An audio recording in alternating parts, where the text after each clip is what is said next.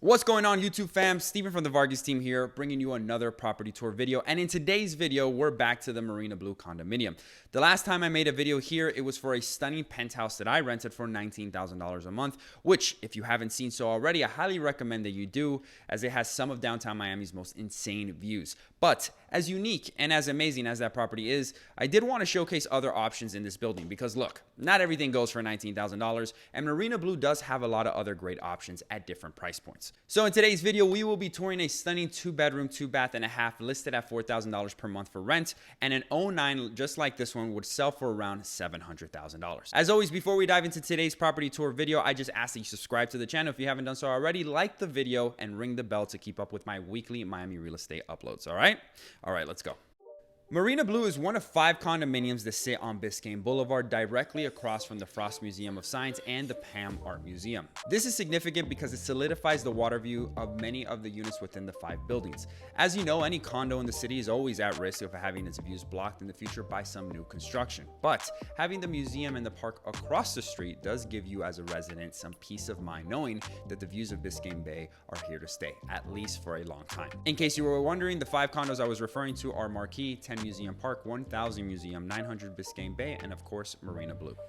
Marinablue stands at 57 stories tall and was completed in 2008 and consists of 516 residential units. It offers great amenities such as a sunrise and sunset swimming pool, sand volleyball court, fitness center, and much more, but stick around to the end of the video to see some of those amenities.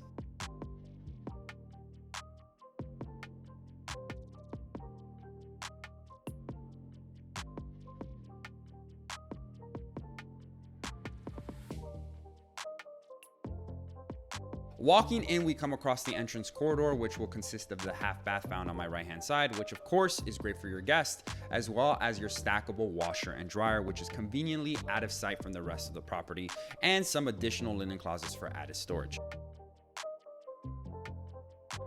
Moving down the corridor, you come across the first of the 2 bedrooms. This layout is a split floor plan, which means that both bedrooms are separated instead of right next to one another, and this is great for that added privacy.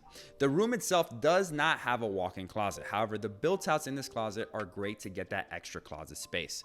To top it all off, this room even has an ensuite bathroom, which is very convenient. However, the only downside to this room, in my opinion, is that it has west-facing views, but the rest of the property makes up for it, as you will see now, so this can easily be forgiven.